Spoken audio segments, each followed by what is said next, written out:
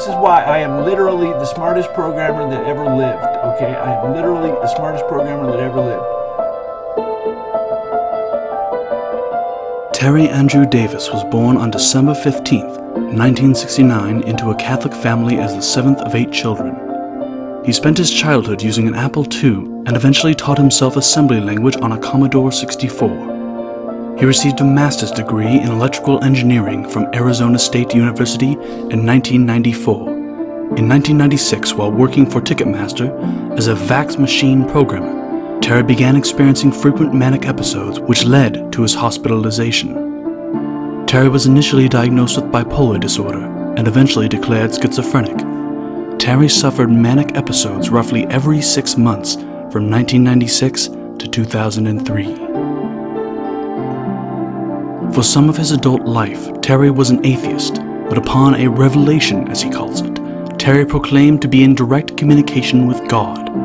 According to Terry, God commanded him to build a temple, which would be conceived in the form of an operating system, and thus, Terry began his project originally under the title of J Operating System, which would soon be changed to Luthos, and would eventually receive its final title of TempleOS, reflecting his original mission. This new operating system was created completely from scratch and included the design of its own original programming language, editor, compiler, and kernel. Terry's operating system would become similar to a hybrid between a Commodore 64 and DeskView, while being filled with ubiquitous biblical tropes.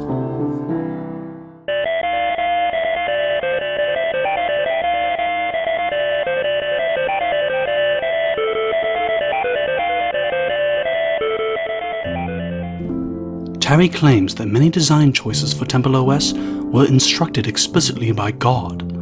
These divine features include 640 by 480 resolution with 16 color graphics, no GPU acceleration, as graphics operations should be transparent, not hidden in a GPU, 64-bit and multi-core threading, a single voice 8-bit MIDI-like sample for sound, single address mapping as paging is not used, no networking so malware is not an issue, no encryption or passwords, files are compressed, not encrypted, 100% open source with all source files included.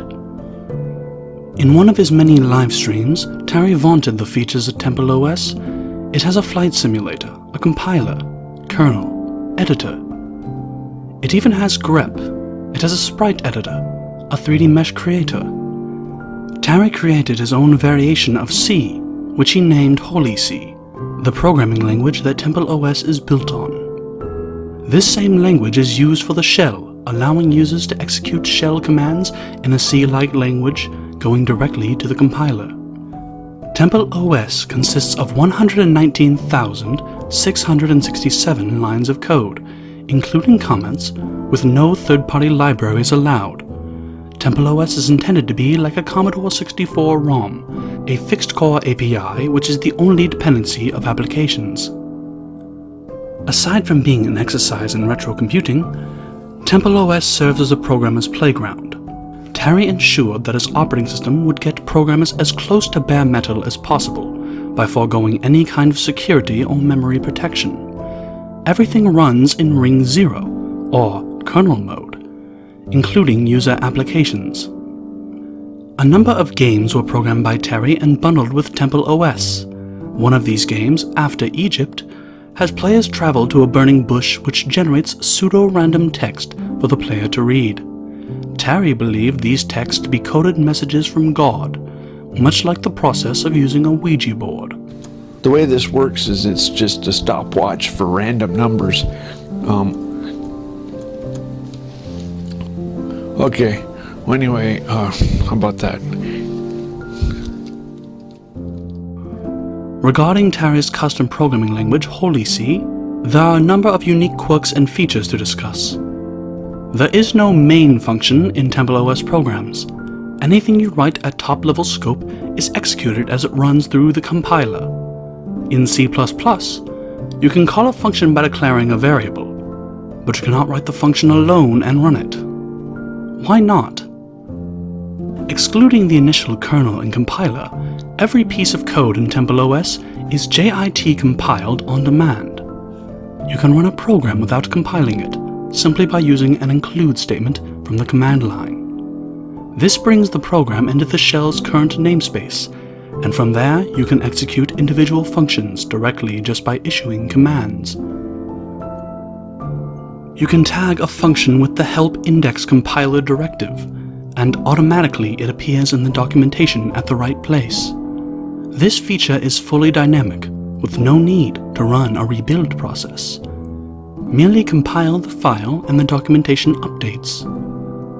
The class system in Holy See implements full support for metadata and reflection. Given a class, you can enumerate every member to get its name, offset, etc. Astonishingly, you can attach any custom metadata to any class member at compile time. This will allow you to store its default value, minimum-maximum range, and strings formatted with printf. Can your programming language do that? There is no ahead-of-time linker, nor object files. The dynamic linker bears the full burden of binding symbols together at load time. The symbol table remains accessible at runtime, and can be used for other purposes. There are no environment variables in TempleOS. You only use regular variables. To say the least, Terra's operating system provides a unique experience for hobbyist programmers, and serves as a crowning achievement for over a decade of development.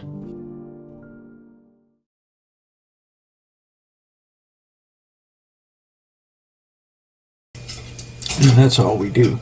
We watch TV, they go to the casino. I don't watch TV, I watch. Anyway, so it's kind of, I feel like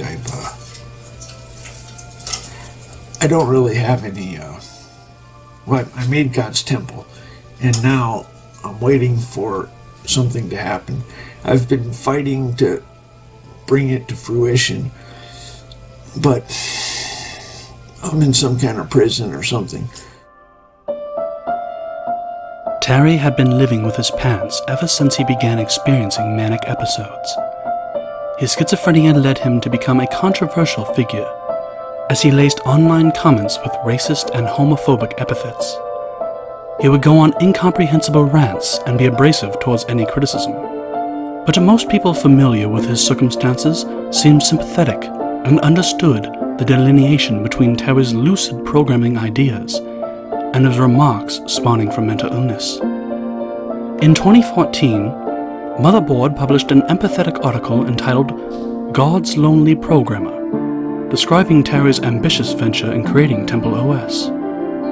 Terry Davis has offered the world a temple to a God who speaks only to him, and is still waiting for everyone else to listen.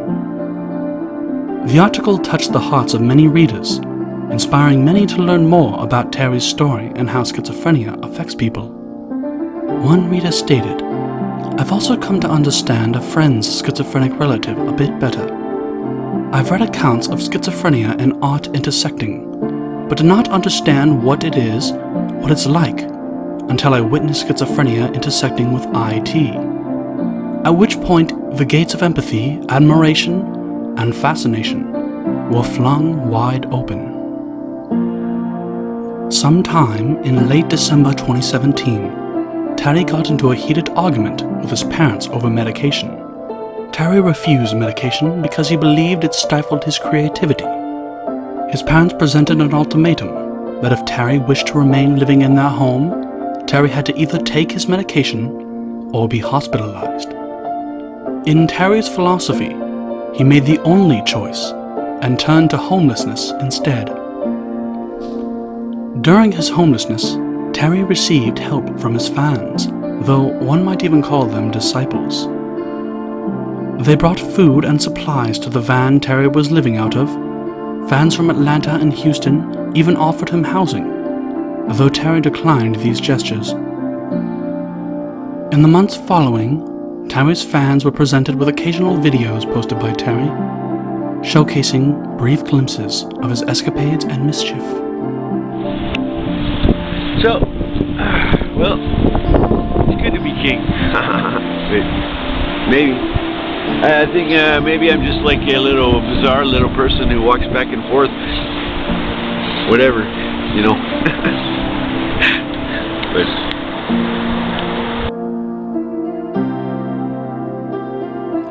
on August 11th, 2018, 90 miles east of Portland, Terry was walking along railroad tracks with his back to an oncoming train.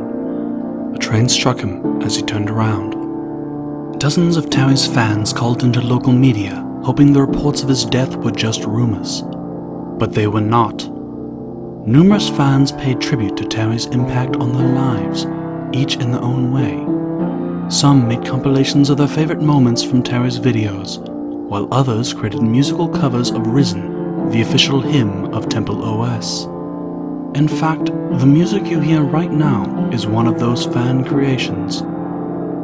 Fortunately, the legacy of Terry Davis lives on in his life's work, as well as the hearts of those he has touched with a story of perseverance and divine ambition. Terry may now be at peace residing with God, but perhaps God has been with Terry this whole time.